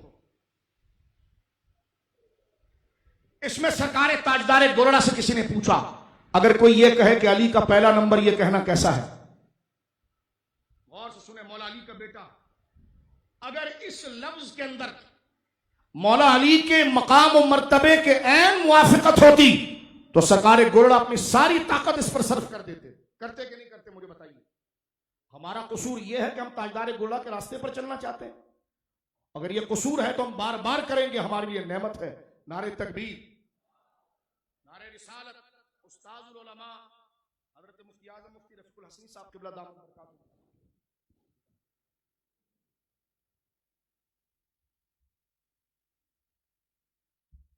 درود پاک پڑھیے گا۔ یہ دیکھیں تاجدار گولڑا کیا لکھتے ہیں میرے سامنے اس وقت، جو طبع یہ جو 2010 کا ہے، یہ 1977 کا طبع ہے فتاوی مہریہ، لیکن یہ 1910 کا ہے، یہ 1977 کا ہے۔ توجہ ہے، نیٹ کے اوپر اگر آپ انٹرنیٹ پر اگر آپ فتاوی مہریہ شریف کو تلاش کریں گے تو فتاوی مہریہ کا یہ نسخہ انٹرنیٹ پر یہ نہیں ہے، یہ والا طبع ہے۔ توجہ ہے، یہ باتیں میں کچھ کہنا چاہ رہا ہوں آپ سے، اگر آپ اشارہ سمجھ رہے ہو کہ یہ کیوں بار بار میں آپ کو نسخے مختلف کر رہا ہوں۔ اللہ اکبر، کبھی اکیلے میں بیٹھیں تو پھر یہ راز آپ کے سامنے ہم کھولیں کہ کیا ہو رہا ہے۔ اب غور کریں، اس میں دیکھیے یہ کہنا کہ علی کا پہلا نمبر یعنی سیدنا صدیق اکبر پر ان کو افضلیت دینا، ایک ہے فضیلت ایک ہے افضلیت، یہ الگ بات ہے۔ حضرت ابو بکر صدیق کی یہ دیکھیں، کہتے ہیں ہم سیدوں کا عقیدہ، میں نے کہا سیدوں کا شہنشاہ تو حضرت پیر محلی شاہ صاحب، بولو نا سبحان اللہ۔ سارے میرے گولڑوی دوست، چشتی دوست، نظامی دوست، ان کے قدموں پر ہاتھ رکھ کر میں کہتا ہوں، آستانوں کا فرق نہیں ہوتا، یہ چاہے بریلی میں آئیں یا گولڑا میں آئیں، یہ آتے مختلف جگہوں پر ہے، ان کا عقیدہ ایک ہی ہوتا ہے۔ آپ سرکار تاجدار گولڑا کو پڑھ لے تو آپ نے اعلیٰ حضرت کو پڑھ لیا عقائد میں، حضرت امام ربانی کو پڑھ لیا، آپ اعلیٰ حضرت کو پڑھ لے تو مطمئن ہو جائیں کہ آپ نے سرکار تاجدار گولڑا ہی کو پڑھا۔ یہ زمین میں فرق ہے، نظریے میں فرق نہیں ہوتے میرے رضوی بھائیوں، میرے گولڑوی بھائیوں۔ اگر بزرگوں کے نظریوں میں اختلاف کی بات کرو گے خاتمہ بڑا برا ہوگا۔ نہ کوئی اس مسئلے میں رضوی ہے، نہ اس مسئلے میں کوئی گولڑوی ہے، سب سچے سنی ہیں، اپنے بس کے نام سے, اپنے اسٹیشن کے نام سے رضوی اور گولڑی بنتے ہیں, لیکن سب جاتے مدینے ہی کی طرف. توجہ ہے آپ کی؟ جیسا میں اور آپ پیدا ہوتے ہیں, کوئی پٹھان ہے, کوئی سندھی ہے, کوئی پنجابی ہے, یہ ہمارے قبائل کا تعارف ہے, لیکن ہم سب مصطفی ہیں. تو جس آستانے اور جس گھاٹ سے ہم نے اپنے حصے کا فیض لیا, یہ اس جنکشن, اس معدن کا نام ہے, لیکن جو فیض گولڑا میں آیا وہی بریلی میں آیا ہے, وہی سرہند میں آیا ہے, وہی خیر آباد میں آیا ہے, وہی کچوچا میں آیا ہے, وہی پیلی بھیت میں آیا ہے. یہ علاقے زمین کے اعتبار سے الگ الگ ہے. پانی ڈائریکٹ مدینے سے آ رہا ہے, جو کبھی یہاں سے نکل رہا ہے, کبھی وہاں. محبت سے کہو نا سبحان اللہ. میرا جو رضوی دوست یہاں بیٹھا ہے, جو میرا گولڑوی دوست بیٹھا ہے, ہر چیز سے بالا ہو کر اس بات کو سنیں. یہ سرکار تاجدار گولڑا سے پوچھا گیا علی کا پہلا نمبر کہنا کیسا. اس سرکار تاجدار گولڑا کا نیا فتاوی جو 2010 کا وہ پڑھتا ہوں, اور اس کا صفحہ نمبر جو ہے 245 ہے. آپ نے اوپر عنوان باندھا روافض کا کلام مختلف ہے, اس کا بعض کفر ہے اور بعض نہیں. یہاں سے شروع کیا. اب کہتے جی حضرت تاجدار گولڑا نے ہم کسی کو کافر نہیں کہتے. میں نے کہا جب آپ مفتی نہیں ہے تو آپ کو حق ہی نہیں ہے, آپ کو حق ہی نہیں, اور کسی مسلمان کو کافر کہنا کیسے جائز ہوگا. لیکن جب سارے شرائط متحقق ہو جائیں تو کافر کو کافر کہنا یہ ضروریات دین ہے, یہ ضروریات دین ہے, اور مسلمان کو مسلمان کہنا یہ ضروریات دین ہے. جس پر کفر معاذ اللہ علیہ باللہ متحقق ہو جائے دلائل کے ساتھ قطعی طور پر, اس کے لیے دل میں نرمی, یا پھر یہ کہنا ہم سکوتی ہیں, ہم خاموش رہتے ہیں. میں نے کہا آپ کے بارے میں کوئی کہے شیخ الاسلام تو آپ تو کپڑا پھاڑ دیتے ہیں. جنہوں نے رسول اللہ کے علم کے بارے میں چڑھ دوڑے, ان کے لیے آپ سکوت کرتے ہیں, تو سکوت یہاں کیوں نہیں فرماتے؟ تو جو اس پر کفر متحقق ہو جائے اپنے تمام شرائط کے ساتھ, اس کی نفی اسلام کرنا یہ ضروریات دین سے ہے. ضروریات دین وہ ہے جس کو مانے بغیر بندہ مسلمان ہو ہی نہیں سکتا. سرکار تاجدار گولڑا نے اس جملے کو کہا علی کا پہلا نمبر رضی اللہ عنہ, اور یہ دراصل مولا کی توہین ہے. یہ کوئی جس نے تاجدار گولڑا کو نہیں پڑھا وہ یہ سمجھے گا کہ یہ مولا کے خلاف بات ہو رہی ہے, اور جس نے تاجدار گولڑا اور اہل سنت کے علماء کو پڑھا ہو وہ کہے گا یہ تو سرکار امام علی کی اور مولا مرتضیٰ کی توہین ہے.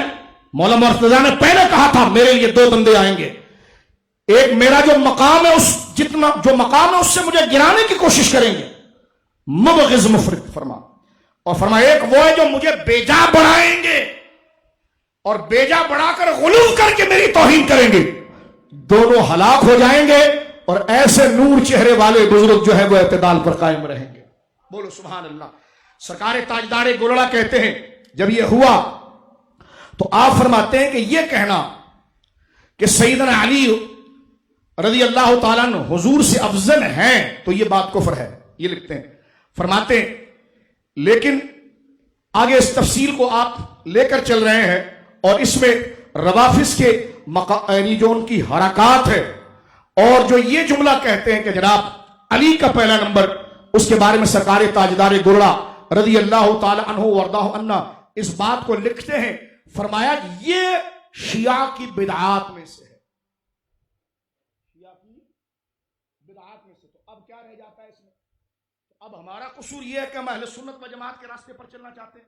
نہیں جی, در والے گھر والے, در والے گھر والے, در والے گھر والے. میں نے کہا دیکھیں تسلی رکھیے, اس کی تفریق کرنے کی آپ کو کیا ضرورت ہے, کیوں آپ اس طرف آنے کی کوشش کرتے ہیں.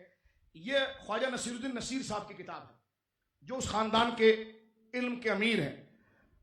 راہ و رسم منزل ہاں میں یہ جملہ آپ لکھتے ہیں, فرماتے ہیں کہ اگر میزان عقیدہ کے پلڑے میں, میزان عقیدہ ایمان کے پلڑے میں حضور سید عالم صلی اللہ علیہ وسلم کے اظہار نبوت کے بالکل ابتدائی لمحات میں حضرت ابوبکر صدیق کے دو لفظی تصدیق رکھ دی جائے, جو حضرت ابوبکر صدیق نے حضور سید عالم کی تصدیق کی نبوت کی, وہ اتنی قیمتی تھی کہ آپ فرماتے ہیں وہ دو جملے جو آپ نے حضور علیہ الصلوۃ والسلام کی تصدیق میں کہے حضرت ابوبکر نے, وہ عقیدے کے میزان میں رکھ دیے جائیں, اور دوسرے پلڑے میں اس کے بعد بعد سے قیامت تک کے اہل ایمان جن میں صحابہ اہل بیت، یہ میں نہیں لکھ رہا، سرکار خواجہ نصیر لکھ رہے ہیں، فرماتے دوسرے پڑھنے، ایک پڑھنے میں ابو بکر صدیق کے 2 جملے کہ میں آپ کو رسول مانتا ہوں، بغیر کسی دلیل کے رسول مانتا ہوں، بغیر کسی طلب معجزے کے، یعنی میں رسول مانتا ہوں اور آپ پر ایمان لاتا ہوں۔ خواجہ نصیر کہتے ہیں یہ جملہ اتنا اونچا ہے کہ ایک پڑھنے میں یہ جملہ رکھ دیا جائے اور دوسرے پڑھنے کے اندر ساری قیامت کے اہل ایمان جن میں صحابہ بھی آ جائیں، اہل بیت بھی آ جائیں، تابعین بھی آ جائیں، اغواس و اختاب بھی آ جائیں، علماء و فقہا بھی آ جائیں، شہداء سب شامل ہو کہ سرمایہ ایمان کو رکھ دیا جائے تو بخدا میرے صدیق کا پلڑا بھاری ہوگا۔ یہ عقیدہ اس گھرانے کا، یہ عقیدہ اس گھرانے کا۔ بات ختم ہوتی ہے، میں آخری حوالہ پیش کرتا ہوں ورنہ یہ کتابیں بڑی پڑی ہے۔ یہ روحانی جناب جو ہے حضرت مولا علی روحانیت میں پہلے خلیفہ ہیں اور حضرت ابوبکر صدیق جو ہیں وہ سیاست میں پہلے خلیفہ ہیں۔ تو میں نے کہا آپ اپنے ابا کے، جو یہ بات کر رہا ہے، آپ اپنے ابا کے سیاسی خلیفہ ہیں؟ آپ کا سیاست تو جو آپ کی سیاست کا جو دھڑم تختہ ہوا تو دنیا نے دیکھا ہمیشہ، دعوے آپ نے ہمیشہ 50 سیٹوں کی 1 سیٹ بھی آپ کو نہیں ملی۔ تو میں آپ سے پوچھتا ہوں ادب سے کہ آپ اپنے ابا کے سیاسی خلیفہ ہیں یا روحانی؟ تو آپ کہیں گے یہ روحانی۔ میں پوچھتا ہوں مجھے بتائیے، جب شیخ طریقت جس کے ہزاروں خلفاء ہوں یا کئی خلفاء ہوں، جب وہ دنیا سے جاتے ہیں کسی ایک کو منتخب کرتے ہیں تو اس کو اپنا سجادہ نشین بنانے کی علامت کیا دیتے ہیں؟ اپنا مصلی اس کو دیتے ہیں، اپنے وضو کا برتن دیتے ہیں۔ تو آنکھ پھاڑ کر دیکھ اور بتا، دل پر ہاتھ رکھ کر قیامت کے دن اس کا جواب دے پائے گا اس تقریب کا؟ رسول اللہ نے جسے اپنا مصلی دیا اور علی نے جس کے پیچھے نمازیں پڑھی، اس کے پاس ولایت نہیں تھی؟ توجہ ہے؟ سیدنا پیر محلی شاہ صاحب گریبان سے پکڑیں گے ان کو، یہ فتاوے کا صفحہ نمبر 145 ہے، جہاں پر سرکار پیر محلی شاہ صاحب سے یہ پوچھا گیا تھا اور آپ سے جو ہے کہ وہ یہ بات سرکار گرڑا سے پوچھی گئی تھی ائمہ اثنا عشری کے بارے میں کہ 12 خلیفہ ہوں گے، اس میں کیا ہے؟ اس میں سرکار تاجدار گرڑا نے لکھا ہے یہ بات واضح طور پر کہ شیخین کریمین میں خلافت اپنے بطون اور ظہور دونوں کے ساتھ تھی، اور بطون سے مراد وہاں پر آپ نے ولایت تامہ لی ہے، اور یہی بات آپ نے تصفیہ کے اندر کی ہے۔ فرمایا کہ ولایت خاصہ کا دور جو 30 سال کا تھا، اس کا لازمہ یہ ہے کہ جو پہلا خلیفہ بنے گا وہ سب سے افضل ہوگا۔ اب ہمارا قصور یہ ہے کہ ہم تاجدار گرڑا کی بات کریں۔ بات کو میں یہاں پر ختم کرتا ہوں، 4 سے 5 یعنی 7 سے 8 منٹ آپ کا لیتے ہوئے یہاں پر آپ ذرا دیکھیے، یہ خواجہ نصیر صاحب کی کتاب میرے سامنے میرے بزرگوں دوستوں موجود ہے، نام و نسب، جو آپ کی بڑی تحقیقی مقالوں میں سے ایک مقالہ ہے۔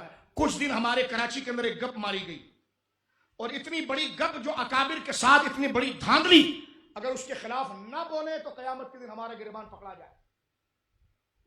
یعنی کتنی بات برداشت کریں، کوئی آپ کو روکنے والا نہیں، آپ بیٹھ جائیں ہمارے ساتھ، بڑی عزت کے ساتھ ہم آپ سے بات کرنے تیار ہیں اسی مسئلے کے اوپر جو آپ نے مائک پر غلط بات کی۔ اور غلط بات کہتے آپ غلط بات کرتے، ہم نے کہا ہم مسلک کا دفاع کرتے ہیں، اقدام نہیں کرتے۔ امر بالمعروف کے ساتھ نہی عن المنکر بھی ضروری ہے۔ غلط کو غلط نہیں کہیں گے تو خدا نہ کرے مدرسوں میں لوگ شراب پینا شروع کر دیں۔ صرف داڑھی ٹوپی تک اسلام رہے گا، اللہ ہمارے دلوں کو جانتا، ہم فتنہ نہیں چاہتے۔ آپ نے غلط بات کی، سراسر غلط بات کی، اہل سنت کے نظریے کے خلاف بات کی، بالخصوص خود کو آپ تاجدار گرڑا کا غلام کہتے ہیں۔ آپ کی نسبت کیسے رہی؟ بیعتیں بلڈوزر سے نہیں ٹوٹتی، ارادہ بدلہ بیعت گئی، ارادہ بدلہ بیعت گئی۔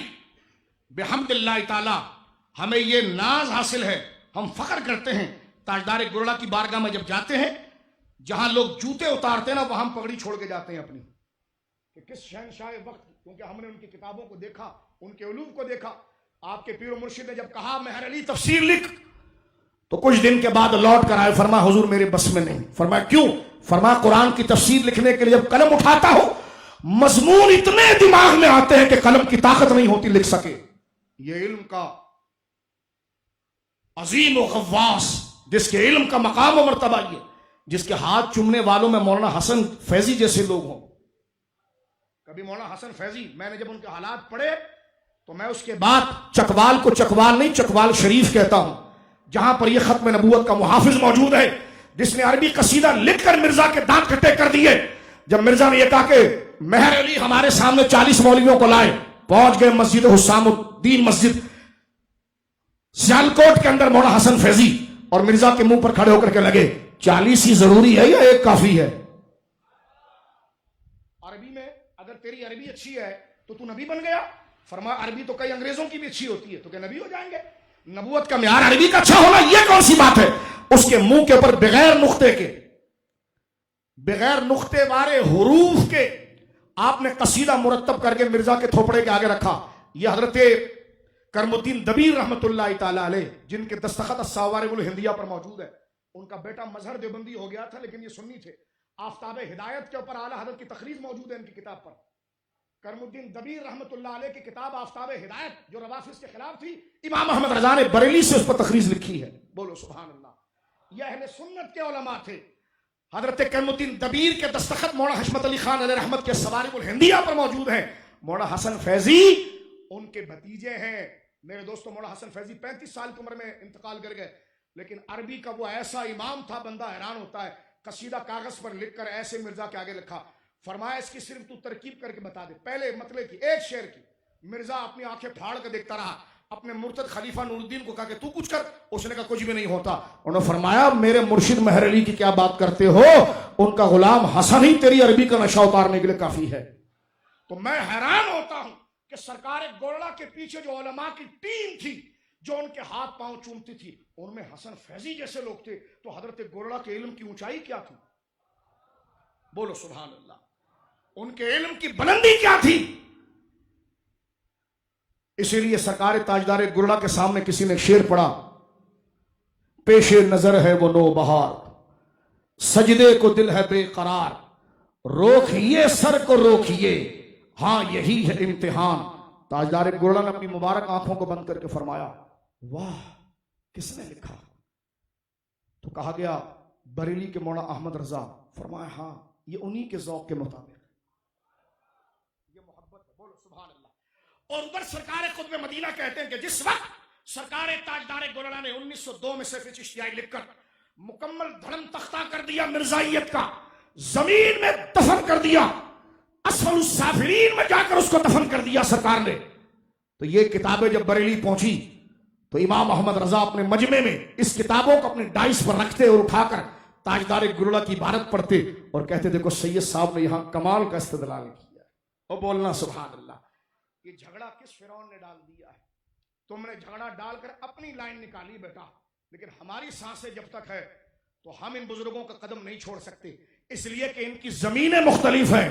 ये दो बदन जरूर है लेकिन रूह एक है। बोलो सुभान। कभी कहते हैं सामुद अरमैन की तस्दीक नहीं, कभी क्या, मैंने कहा अपना चोर दरवाजा ढूंढते, अपना चोर अलाउ कलिमतिल्लाहि फी बयान मा उहिल्ला बिही लिगैरिल्लाह पढ़ कर दे। हजरत ताजदार गोरड़ा ने जो ताक़ुब किया तक़वीदुल ईमान का, उससे पता चलता है इल्तिज़ाम और लुज़ूम कुफ्र की जो बहस की है इसमें, वहां से पता चलता है ताजदार गोरड़ा चुप रहने वाली शख्सियत का नाम नहीं, बल्कि फितना जब दरवाजे पर आए तो उसके लिए एक सद बांधकर इस्लाम और अहले सुन्नत को महफूज करने वाली जात का नाम है। बोली सुभान अल्लाह। बात मैं खत्म करने जा रहा हूं। कुछ दिन पहले कराची में एक आवाज उठी, सख्त नहीं कहना चाहते, लेकिन जितनी बड़ी बदबू फैलाई गई है तो हम अपने जज्बात को रोकना कैसे रोकें?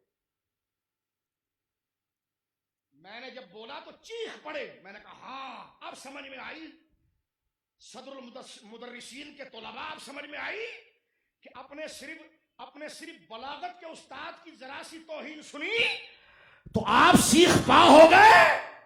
मैंने कहा उम्मुल मोमिनीन के लिए जो तौहीन हमने सुनी तो तुम्हें सिर्फ एहसास दिलाना चाहते हैं कि तुम्हारे कई सदरुल मुदर्रिसीन मेरी मां सईदा आयशा की जूती के नीचे। इसलिए बंदा सदरुल मुदर्रिसीन बनता है, इसलिए तंजीम बनाता है कि लोग दीन को छोड़कर उसकी नामूस की हिफाजत करें। اس کے مدرسے کی حفاظت کریں. ہم باز آئے ایسی مرید بنانے سے, ہم باز آئے پھر ایسے مدرسہ بنانے سے کہ مدرسے سے یہ بنائے کہ استاد غلط بات بھی کرے تو طلباء اس کی تائید کریں. او بھائی, استاد اور مرشد ڈرائیور ہوتے ہیں, ڈرائیور, منزل نہیں. منزل رسول اللہ ہے. ڈرائیور اگر گاڑی صحیح نہ چلائے چھوڑ اس کو, تو نہیں اور نہیں اور نہیں اور صحیح. یہ کیا تم نے مرشدوں اور استادوں کو نبی کا مقام دے دیا ہے؟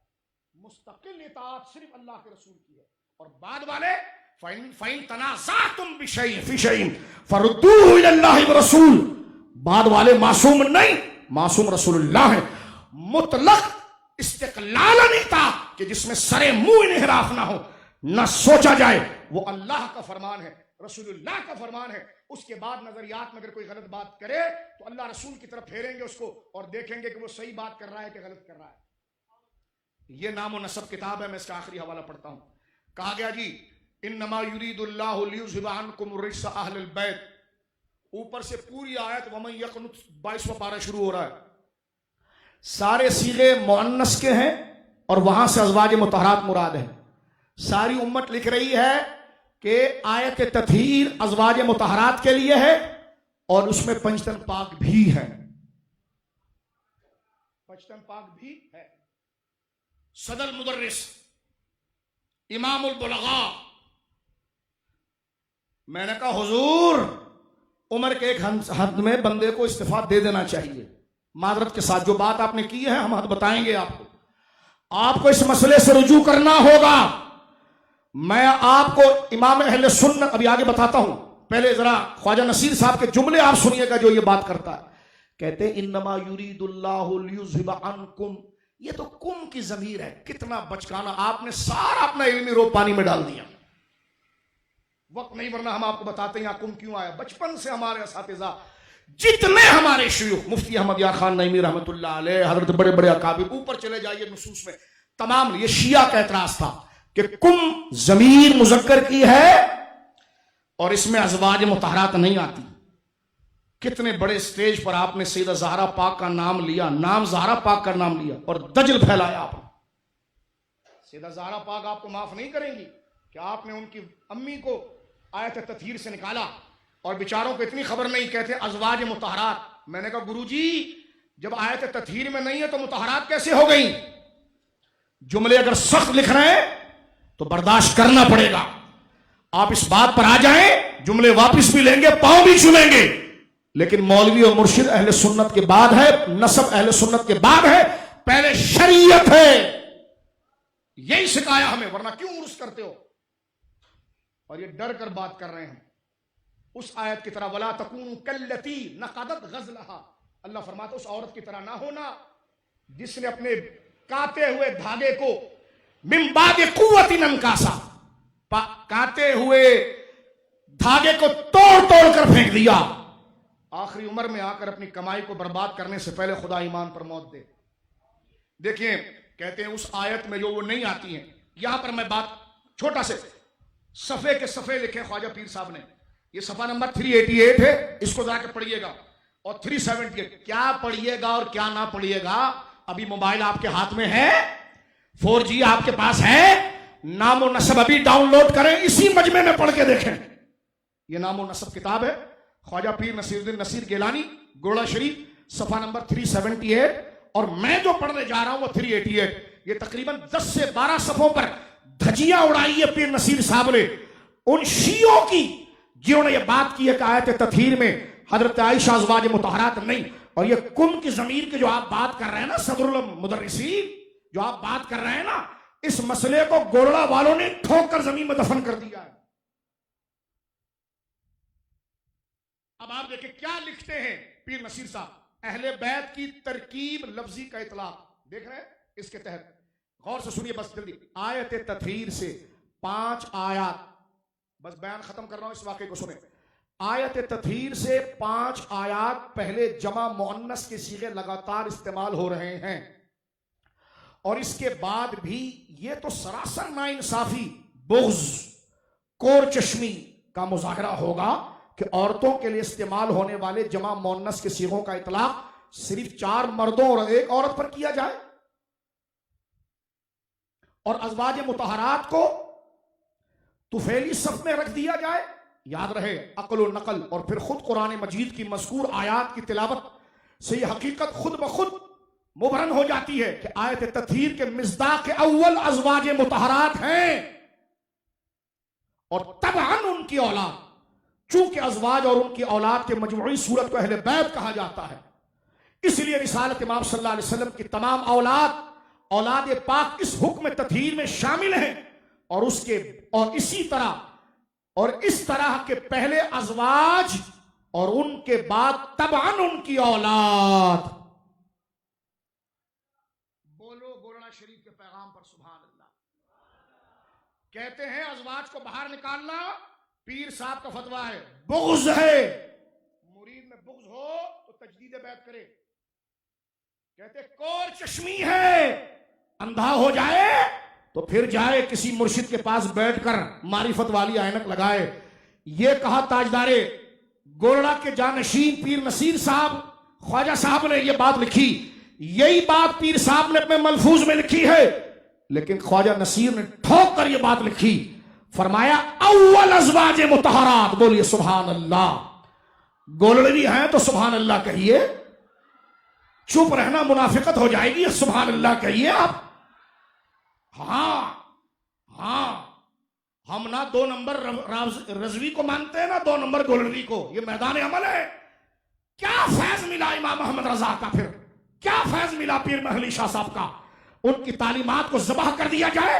2 किताबें उनसे हमने पढ़ी हैं, 2 किताबें हमने उनसे पढ़ी हैं। 2 किताबें पढ़ने से क्या होता है? लोगों ने तो इब्न तैमिया से भी पढ़ा है, उससे क्या होता है?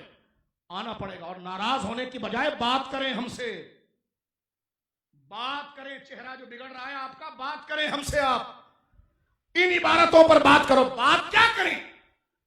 हमने बता दिया कि क्या चीज थी, जवाब आप देंगे। हजरत ख्वाजा नसीर ने कहा वो बुग़्ज़ी है, वो कोर चश्मी अंधा है जो अज़वाज मुतहरात को आयात से निकालता है। इसी से मिलते हुए जुलते जुमले हजरत ताजदार गोरड़ा ने अपने मकतूब में भी लिखे हैं, मलफूज में भी लिखे हैं, और फतावे में भी लिखे हैं। बोलिए सुभान अल्लाह। ये मकसद होता है, और उसका ये मकसद होता है, बोलो ये मकसद होता है, ये मकसद होता है, ये मकसद होता है और उसका। लिहाजा अल्लाह रब्बुल आलमीन जल्ला वाला इस सच्चे नजरिए पर हमें साबित कदम रखे। आप बड़े जज्बात में बोलते हैं, तो मैंने कहा आपको बोली बर्दाश्त हो जाती है, ये जज्बात के फैसले क़यामत में होंगे। फिर आप हमारे जज्बात हमारे मुंह पर मारें, लेकिन जो बात हम कर रहे हैं वो आप कबूल करें। जो किताबें, और ये फितने के लिए नहीं की है, उस आयत से डर कर की है, वला तकूनु कल्लती नक़दत ग़ज़लहा मिन बाद क़ुव्वतिन अनकासा। उस औरत की तरह ना होना जिसने पूरा दिन अपनी बांदियों के साथ चरखा काता, मेहनत से धागा बनाया, मिन बाद क़ुव्वतिन, जब वो तैयार हो गया सलाहियत के साथ, अनकासा, फिर उसको अपनी कम अकली की वजह से सारी मेहनत को तोड़ के जाया किया। रब्बना ला तुज़िग़ क़ुलूबना बअद इज़ हदैतना। या अल्लाह हमारे लिए खैर का इरादा फरमा, इन बुजुर्गों को कदमों के सदके खैर का इरादा फरमा। अल्लाह की इज्जत की कसम, इस ताजदार गोरड़ा की किताब है, बुग़्ज़ की तनकीद नहीं की, डर कर की।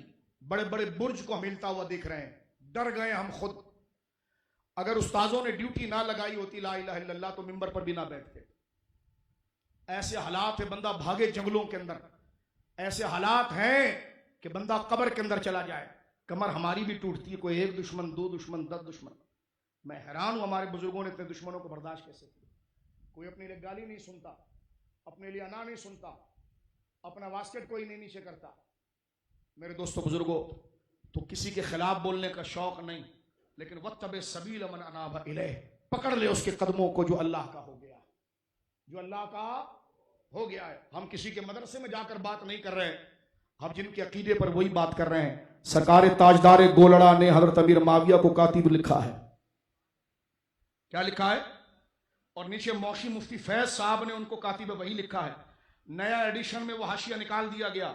मैंने जामी साहब किबला के करीबी बंदे से राब्ता किया, मैंने कहा हुजूर ये हाशिया जो निकाल दिया गया कोई वजह है? तो जामी साहब का पैगाम आया कि हमने हाशिया नहीं निकाला, हमारा जो मदबुआ है नशर उसमें हाशिया छपता है, ये दूसरे जो हमारे भाई हैं उनकी किताबों में हाशिया निकला है। یعنی میں نے یہ صورتحال آپ کو بتا دی. ٹھیک ہے, تو جامی صاحب قبلہ کو ہم سلام پیش کرتے ہیں کہ وہ حضرت کی کتابیں پرانے طرز پر لے کر آ رہے ہیں. ہماری کسی سے بغض اور انانیت نہیں ہے میرے دوستو بزرگوں.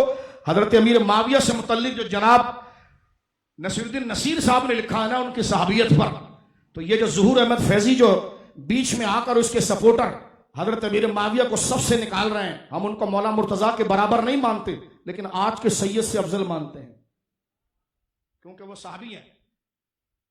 4 لوگ کھڑے, ڈاکٹر طاہر القادری صاحب کہتے ہیں صحابی تو وہ ہیں لیکن ان کا منقبت نہیں پڑھنی چاہیے.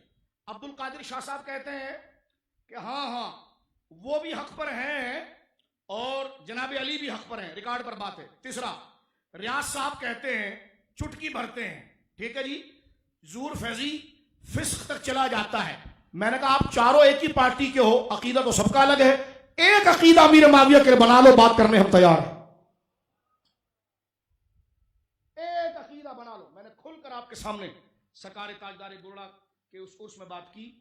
استاد صاحب تشریف فرمایا, اللہ ہمارے بزرگوں کے نقش قدم پر ہمیں رکھے, اور یہ چند گزارشات جو عرض کی اللہ رب العالمین ہمارے تو شاہ رحمت فرمائے.